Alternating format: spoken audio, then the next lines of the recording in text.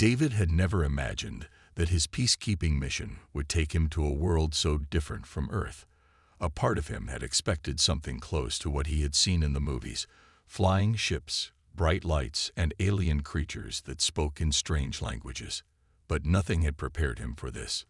He stood in the heart of the alien settlement, taking in the surroundings. The sky was a different shade of blue, and the landscape stretched out in ways he had never seen before.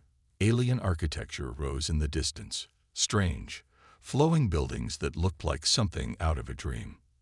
The air smelled fresh, but there was a subtle difference, like a sweet, unfamiliar flower in the breeze. It was beautiful, but it wasn't Earth.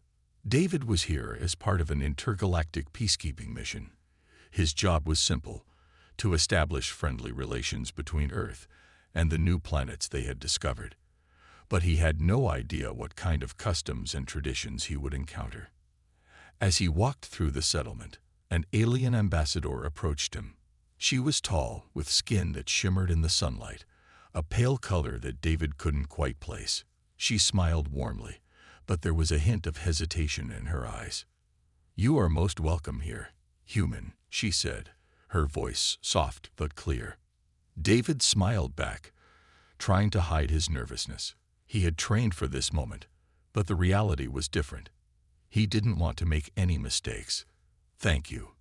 It's an honor to be here." The ambassador spoke again, her words polite but direct.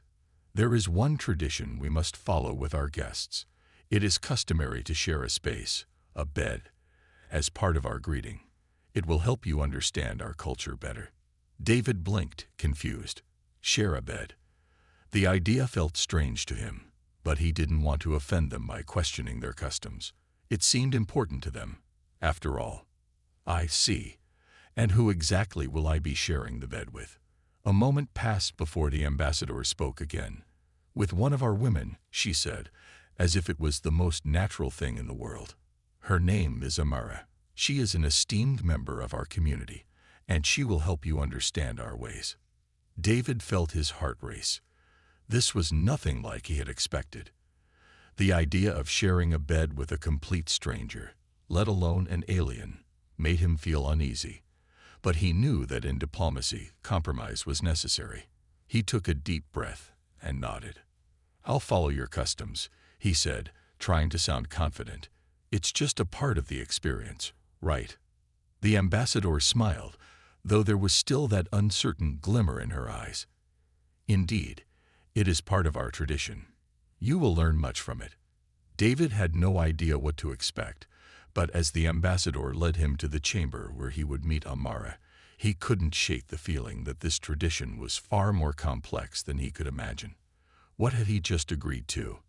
And who was Amara, really? The door opened, and the alien woman inside turned to face him. Her pale blue skin shimmered under the soft light of the room, and her eyes locked onto his. She said nothing, but her gaze was intense.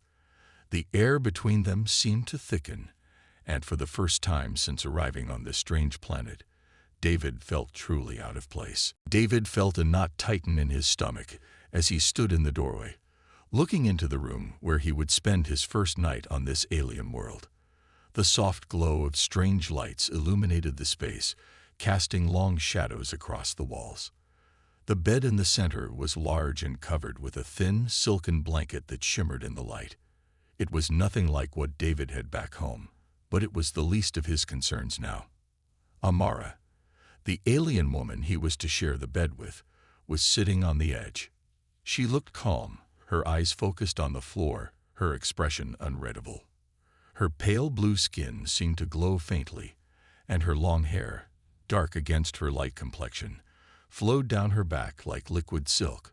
She didn't look at him as he entered the room. She seemed distant, almost lost in thought. David stood still for a moment, unsure of what to do. He wasn't sure what was expected of him. He had been told that this custom was a way of learning about their culture, but no one had explained how it would make him feel, how it would make her feel. The silence between them felt heavy. Finally, he spoke. Is this okay? I don't want to." Amara raised her head slowly and met his eyes. Her gaze was calm but distant, as if she was trying to hide something. "It is necessary," she said softly, "a tradition of my people. To share this space, this closeness, is a sign of peace." David nodded, not really understanding, but trying to reassure himself. He had agreed to this. It was a part of the mission. He couldn't back out now, no matter how uncomfortable it made him feel. He walked over to the other side of the bed and sat down slowly. The room was silent again. The only sound was the soft hum of something in the walls, some alien technology David didn't understand. He wanted to say something more, but he didn't know what. He didn't know how to make this situation less awkward. David lay back on the bed, staring up at the ceiling. He tried to relax, but the tension in the room was palpable. He could feel Amara's presence beside him, though she hadn't moved. "I'm not used to this," David admitted quietly, his voice barely above a whisper. "I don't really understand your customs." Amara didn't respond right away. She simply lay down beside him, her body turned toward the ceiling, but her eyes still open. She wasn't looking at him, but he could feel the quiet discomfort that radiated from her. "I don't like this either," she said finally, her voice soft and heavy with unspoken thoughts. "But it is the way of my people. To bring unity, to bring understanding." David turned his head toward her, surprised by her admission. He hadn't expected her to speak so openly. He had assumed she would be as comfortable with the tradition as everyone else. But now, hearing her words, he realized that she, too, was struggling in silence. For a moment, neither of them spoke. The weight of their shared silence filled the room. David felt his heart soften. He wanted to do something to make her feel better, to make the situation less uncomfortable for her. But he didn't know what. "I'm sorry," David said quietly, not sure if his words could change anything. "I didn't realize that this would be hard for you too." Amara finally turned her head to look at him. Her eyes met his, and for the first time, he saw a flicker of something. A mix of sadness and gratitude, maybe. "It is not your fault," she said gently. "But thank you." David closed his eyes, feeling the tension start to ease. This wasn't easy, not by any means. But for the first time since arriving on this strange planet, he felt like he wasn't alone in his discomfort. They both had to face this tradition, and in that moment, there was a small connection between them, a mutual understanding that would slowly begin to grow. The days that followed felt like a strange blur for David. He had tried to get used to the customs of the alien world, but every night, the discomfort of sharing a bed with Amara made it harder. They both stayed quiet, lying awake in the darkness. Though there was no physical contact, it felt as though an invisible wall stood between them. David couldn't help but notice how reserved Amara had become. At first, she had seemed open to the idea of sharing the custom with him, but as time passed, she became more distant, almost as if she were retreating into herself. He often caught glimpses of sadness in her eyes, something she tried to hide but couldn't completely mask. One afternoon, after a long day of meetings with the alien leaders, David sat in the garden, feeling the warm, unfamiliar air. He was trying to make sense of everything. Why he had been brought to this world, what was expected of him, and most importantly, what Amara's role was in all of this. Why did she seem so uncomfortable with the tradition that her people held so dearly? As he sat deep in thought, he noticed Amara approaching. She was walking slowly, her gaze fixed on the ground, as if she were lost in her own thoughts. When she noticed David, she stopped, looking at him with that same distant expression. "Are you well?" David asked, standing up to greet her. He couldn't help the concern in his voice. Amara nodded, but the faint sadness in her eyes told him otherwise. "I am." "Well," she replied softly, her voice almost too quiet to hear. She paused before adding, "But not many people ask me that." "It's strange." David felt a rush of guilt. He had been so focused on himself, on trying to adjust to the customs and the discomfort, that he hadn't taken the time to understand Amara's side of things. "I'm sorry," he said, feeling awkward. "I've been caught up in my own confusion. But you're right. I haven't asked how you're really doing. Amara seemed to soften at his words. It is not easy for me either. I was chosen to share the tradition with you, but it is not a choice I made for myself. It is a custom that we follow, a way to bring unity to our people. Her voice wavered slightly, and David saw the struggle in her eyes. But I do not feel united with you in this way. It is complicated. David listened carefully, understanding more with every word she spoke. The tradition wasn't something she had chosen. It was something her people expected of her, just as it was expected of him. But for Amara, it had become a heavy burden, something she had to carry even though it didn't align with her own feelings. It sounds like you don't have a choice, David said gently. But maybe there's another way to understand each other, without this custom. Amara gave a small, almost wistful smile. Perhaps, but it is difficult to change the ways of my people. Tradition is powerful. It has shaped everything we do. David frowned. He couldn't imagine living in a world where tradition controlled every aspect of life. It wasn't the same on Earth. People had the freedom to choose, to decide what was important to them. I don't want to make things harder for you, David said sincerely. But I think we need to figure out a way that makes both of us comfortable. This tradition shouldn't be forced on you if it's something you don't want. Amara's eyes flickered with a mixture of surprise and gratitude. You would help me? David nodded. I don't think traditions should make people unhappy. If you're struggling, I want to help. Amara looked away for a moment, as though considering his words carefully. After a long pause, she finally spoke. Maybe you're right. Maybe it's time to start changing things. David smiled, feeling a sense of relief wash over him. He hadn't expected to become a part of something so deep, something that mattered to Amara's people. But in this moment, he realized that the connection they were forming was more important than following an old custom. Together, they could find a way forward. The days went by slowly, and David couldn't shake the feeling that something was still off. The tension between him and Amara never fully went away, even though they tried to talk more. It was as if there was a wall between them, one that Amara didn't want to acknowledge, but one that David couldn't ignore.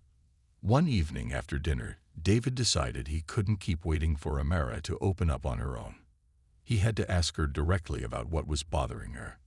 He couldn't stand seeing her struggle in silence any longer. They were sitting together in the garden, the soft light from the alien lanterns casting gentle shadows on the ground. Amara was staring at the sky, her pale blue skin glowing faintly in the dim light. For a moment, David just watched her, unsure of how to approach the subject. Amara, he said, his voice hesitant. I know this tradition is hard for you, and I want to understand more. Why do you keep going along with it if it's making you so unhappy? Amara's eyes flickered toward him, but she didn't answer immediately. She took a deep breath, as though gathering her thoughts. For a long time, she remained silent, and David thought she might not answer at all. He was about to say something else when she finally spoke. It's not easy, she said quietly, her voice almost a whisper. You see, I didn't choose this. It was chosen for me. I am expected to play my part in this tradition, for the peace of my people, for unity. David frowned, trying to understand. But you don't feel at peace, do you? You don't feel united. Amara looked at him, her expression tired. No, I don't. And I haven't for a long time. But saying so, it would cause problems. Problems I am not sure I am ready to face. David could hear the pain in her voice, the weight of the burden she had been carrying alone. He wanted to reach out to her, to tell her that she didn't have to do this anymore. But he knew it wasn't that simple. Her society was built on these customs. It wasn't something she could just change on a whim. Is there anyone else who feels the same way? David asked gently. Anyone who might be willing to support you? Amara shook her head slowly. Most of my people accept it. They believe in the tradition. It's hard to explain. It's like they've never thought about it any other way. David could feel his heart aching for her. He couldn't imagine living in a place where everyone followed rules they didn't agree with, simply because it was tradition. But what if there's a way to change it? He asked, more to himself than to Amara. What if people started questioning it, thinking differently? Amara's eyes softened, and for the first time, David saw a glimmer of hope in her gaze. "It is not impossible," she said, almost to herself. "But change is difficult here. Very difficult. People do not like to go against the way things have always been." David could tell she was torn between what she was expected to do and what she truly wanted. She wanted change, but she was scared of the consequences. It wasn't just her personal discomfort. It was the fear of letting down her people, of challenging a custom that had been in place for generations. "I understand," David said softly, trying to offer her some comfort. "But I think you deserve the choice. No one should feel trapped in something they don't believe in." Amara's eyes met his, and for a moment, there was a silent understanding between them. She didn't have to face this alone anymore. David didn't have all the answers, but he was willing to help her find them. In that moment, Amara finally allowed herself to feel something she hadn't in a long time: hope. Maybe, just maybe, things could change. With David's support, she felt like it was possible to take the first step toward freedom. The days following their conversation about the tradition felt different. There was a shift in the air, subtle but undeniable. David noticed that Amara's demeanor had softened, though the sadness in her eyes hadn't completely faded. It was clear she still struggled with the weight of her people's expectations. Yet something had changed between them. A quiet understanding, a bond that had started to form. David tried his best to be patient. He didn't want to push Amara, but he knew she needed more than just his sympathy. She needed someone who would stand with her, someone who would help her find a way out of this tradition that bound her. But how could he, a stranger from another planet, help her change something so deeply rooted in her society? One afternoon, they were sitting together on a quiet balcony that overlooked a vast landscape of rolling hills.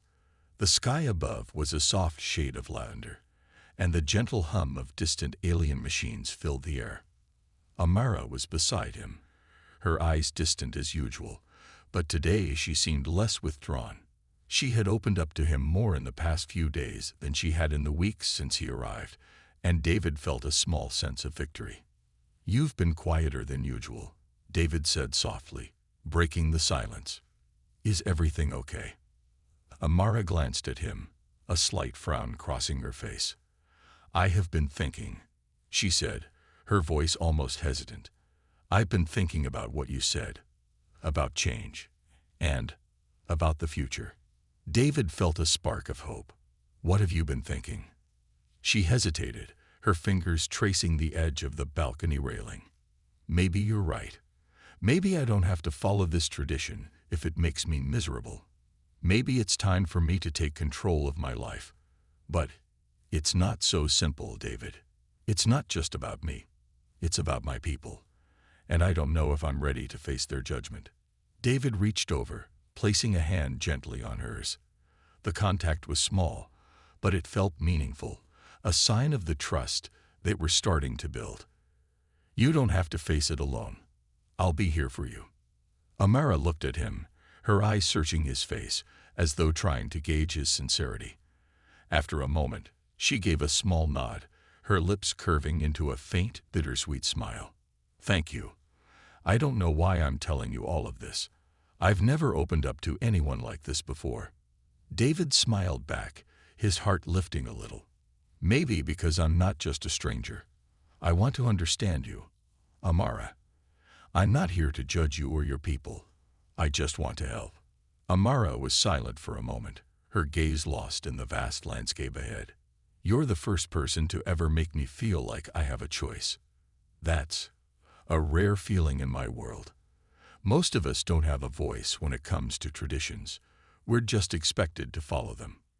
David's chest tightened at her words. He hadn't fully understood the weight of her society's customs until now.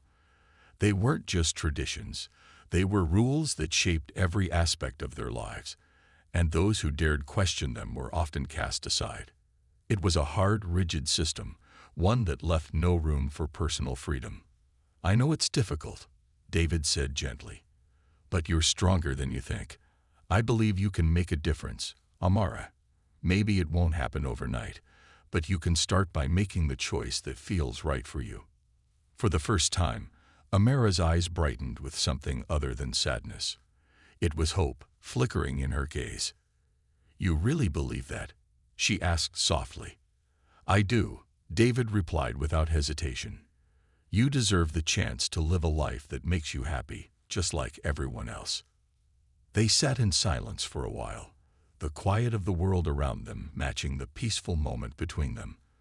Amara had always carried her burden alone, but now she didn't have to. David had given her something she hadn't had before, a glimpse of a future where she could choose her path. As the sun began to set, casting the sky in shades of gold and pink, Amara finally spoke again, her voice steady. Maybe it's time to make that choice." David smiled, his heart swelling with a sense of accomplishment. He didn't know what the future would hold, but in that moment, he knew they were taking the first step together. The days after their conversation felt like a whirlwind. David and Amara had begun to feel a sense of relief in their shared understanding. She was slowly coming to terms with the possibility that she could choose her own path, that she didn't have to follow the tradition that had made her feel trapped for so long. But as with all things, there were consequences to challenging an ancient custom, consequences neither of them had fully considered. David was spending more time with Amara, helping her understand the steps she could take toward change. They had discussed the possibility of approaching the leaders of her people together. They knew it wouldn't be easy, but they had to try.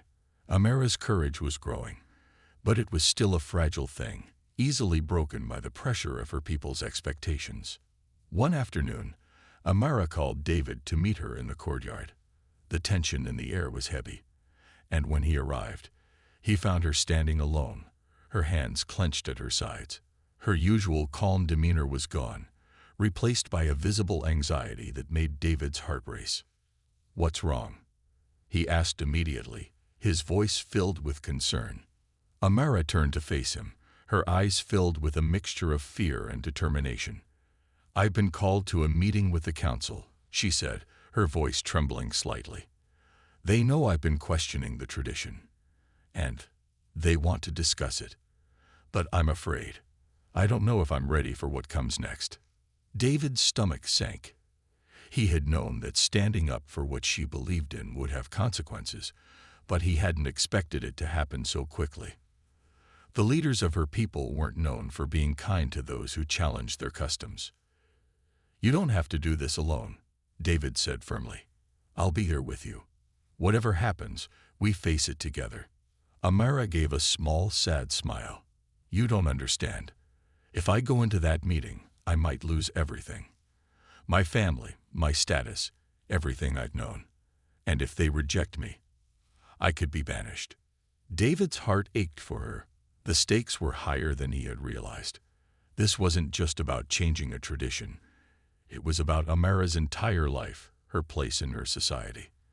The weight of it all pressed down on her shoulders, and David could see the strain in her eyes.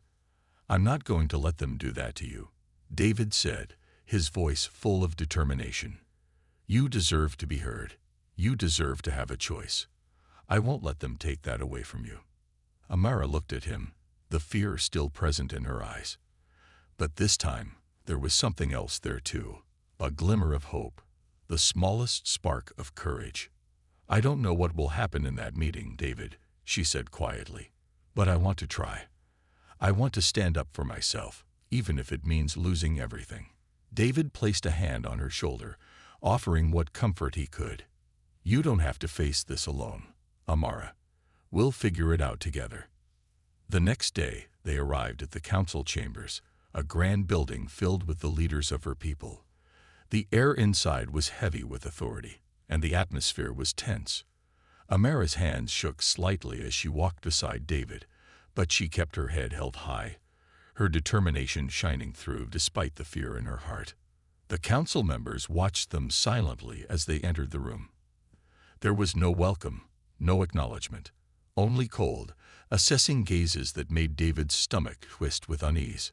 One of the leaders, an elderly male alien with a sharp gaze, finally spoke. Amara, you have chosen to bring this matter before us. We are here to listen, but understand that questioning tradition is not without consequences. David could feel the weight of the room, the silent judgment. It was clear that this was going to be a battle, one that would test both Amara's resolve and her place in this society. He stood by her side, ready to support her no matter the outcome. The council chamber was silent as Amara stood at the center of the room, her heart pounding in her chest. The weight of the council's gaze was suffocating, and she could feel the pressure building with every passing second. Her hands were trembling at her sides, but she clenched them into fists, trying to steady herself. David stood beside her, his presence a quiet reassurance, but even he couldn't take away the fear that gnawed at her insides.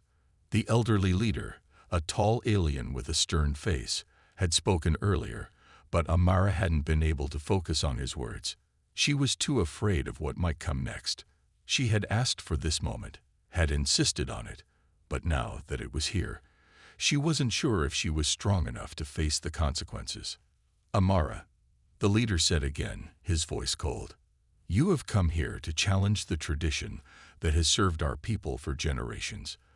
You claim that it is not right, that it brings you nothing but discomfort. But understand this. This tradition is more than just a custom. It is the foundation of our unity. To defy it is to threaten the very structure of our society. Amara's breath caught in her throat. It was the answer she had feared, the one she had expected. But it was also the moment she had to speak up, to say what she had been holding in her heart for so long. I understand what the tradition means to our people, Amara began, her voice steady, but filled with emotion. But I cannot continue to follow it if it means losing myself, if it means sacrificing my happiness and my freedom for the sake of a custom I don't believe in. I have spent my life carrying this weight, and it has been crushing me. The room was silent, the council members watching her with cold, unreadable expressions. Amara could feel her pulse racing, but she didn't look away. She had to keep going, had to show them that she wasn't afraid anymore. I am not the only one who feels this way. Amara continued, her voice gaining strength. There are others, people who are too afraid to speak up, too afraid of the consequences. But I refuse to live in fear any longer. I believe that our people can be united in ways that do not require us to sacrifice our individual happiness. We do not have to follow traditions that hurt us, simply because it is what has always been done. David stood by her side, his heart swelling with pride as he listened to her words. He had never seen Amara this strong, this confident. She was no longer the quiet, reserved woman who had quietly accepted her fate. She had found her voice, and she was using it to fight for something better. The elderly leader remained silent, his sharp gaze fixed on Amara. There was no warmth in his eyes, only calculation. But after what felt like an eternity, he spoke again. You speak of change, Amara. But change is not something that comes easily to our people. It is a dangerous path, and one that could lead to chaos. You ask us to reconsider everything we have known, everything we have built. Amara's voice was calm, but the conviction in it was clear. I am not asking for chaos. I am asking for a future where we are free to choose our own paths, a future where we do not live in fear of the past. We can still be united, but we must learn to accept change, to grow. And I believe we can do that. There was a long pause. David could see the uncertainty in the faces of some of the council members. The older leaders were still unmoved, but there were others, ones who seemed to be considering her words. Finally, the leader spoke again, his voice softer than before. We will deliberate on this matter. Your words have sparked a discussion that has not been had in many years. Amara's heart skipped a beat. She hadn't expected them to agree immediately, but this was more than she had hoped for. The council wasn't rejecting her outright. They were willing to listen. The leader stood, signaling the end of the meeting. You may go, Amara. We will discuss this matter further. But remember, Change comes at a price. Amara nodded, her breath shaky, but her heart lighter than it had been in years. She had done it. She had stood up for herself, and now the future was uncertain, but full of possibility. David smiled at her, and in that moment, she knew that no matter what happened next, they would face it together. The days following the council meeting felt like a slow but steady shift. Amara had made her stand, and though the council had not yet reached a decision, there was a change in the air.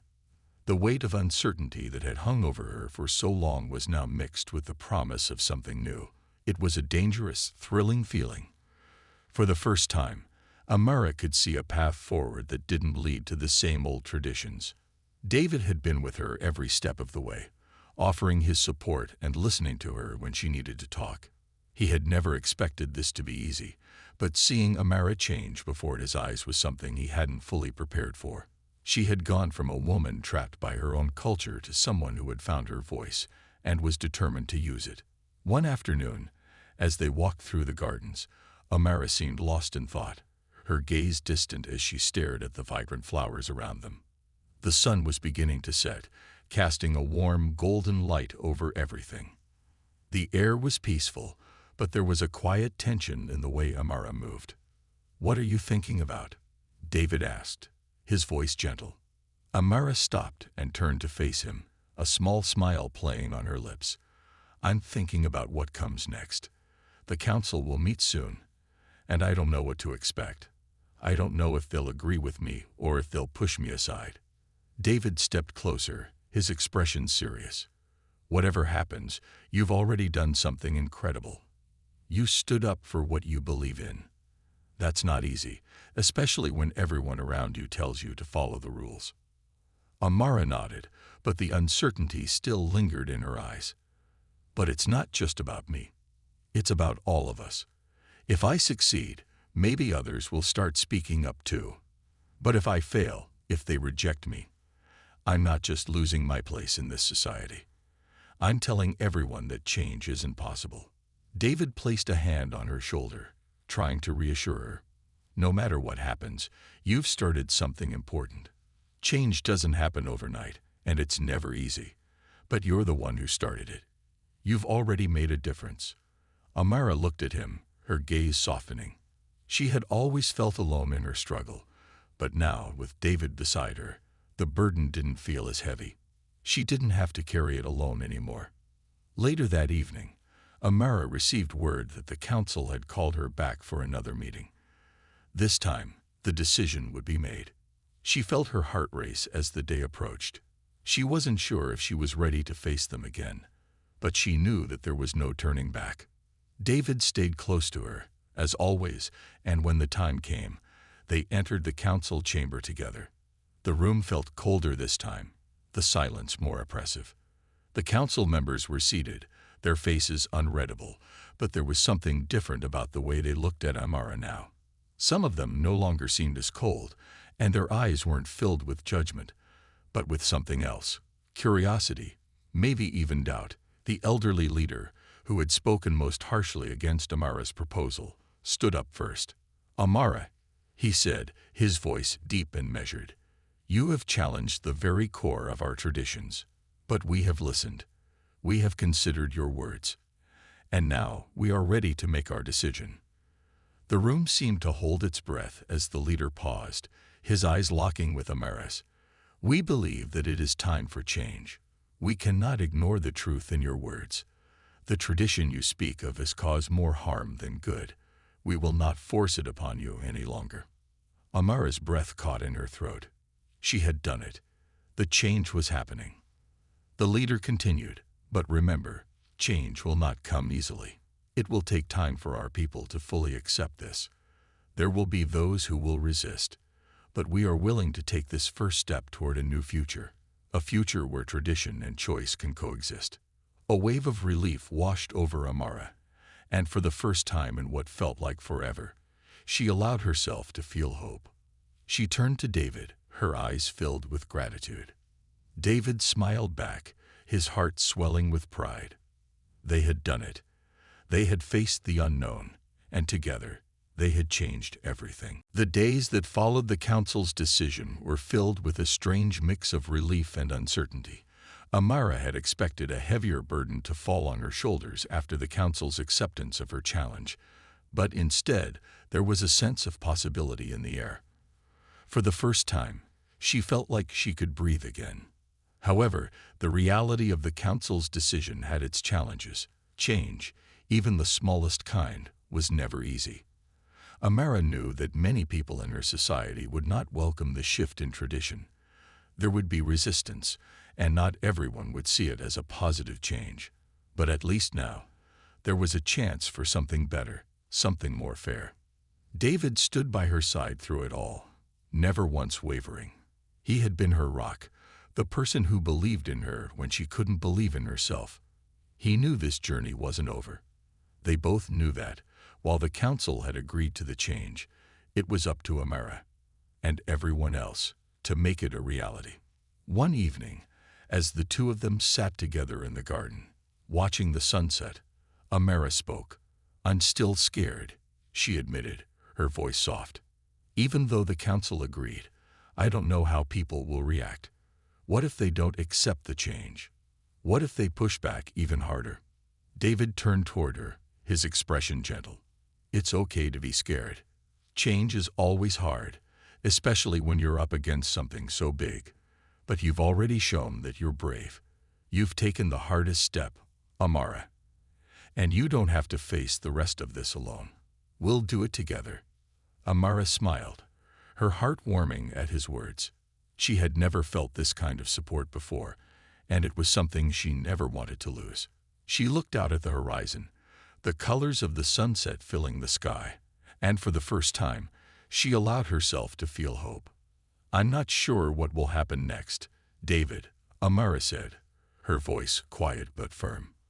"But I know that whatever it is, I want to keep moving forward. I want to see where this takes me.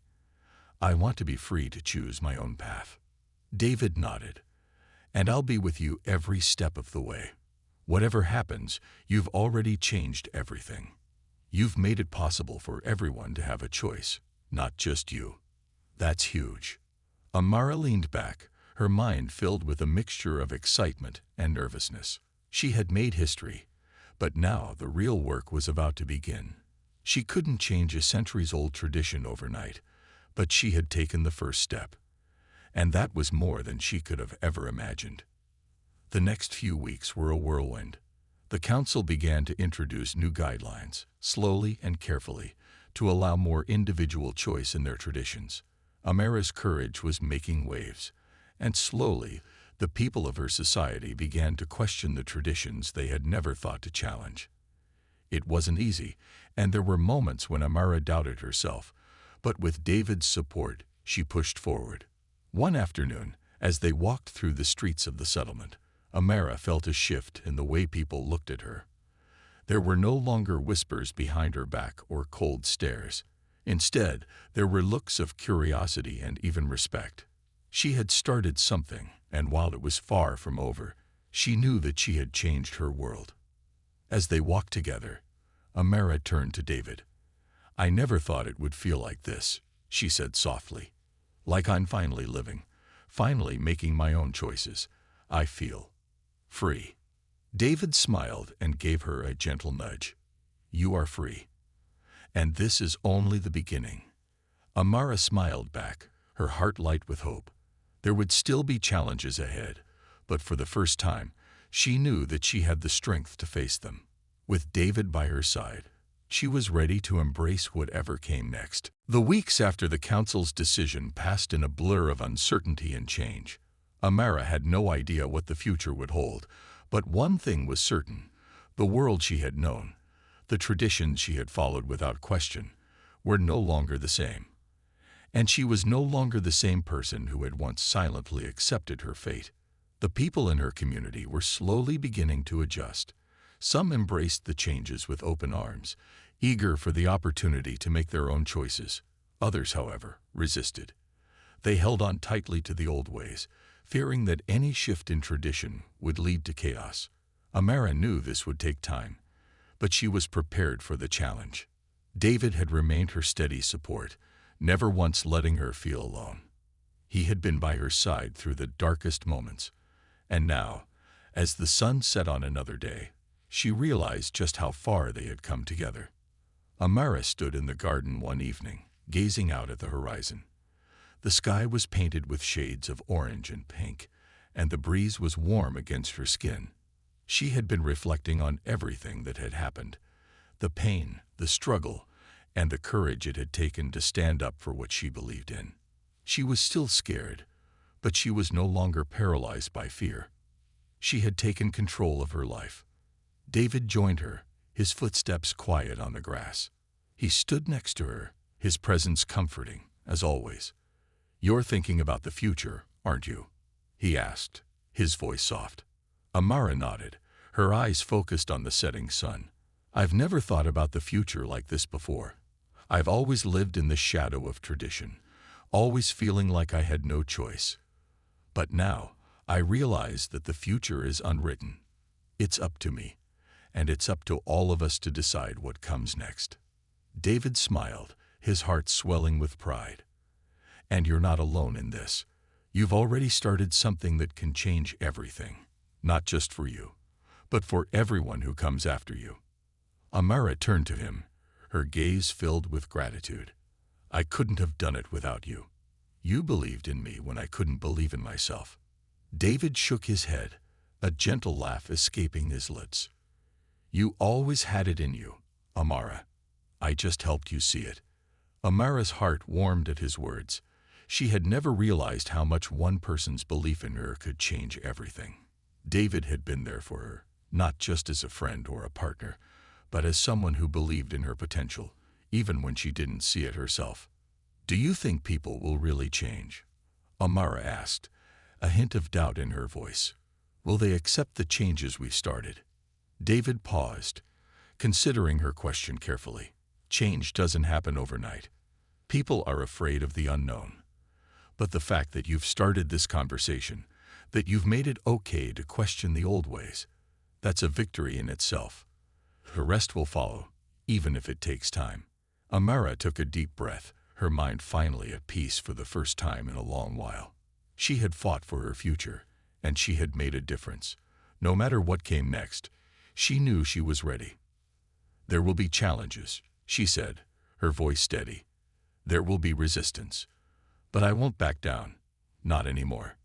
David nodded. "Neither will I." Together, they stood in the garden, watching the last light of day fade away. The future was uncertain, but it was also full of possibilities.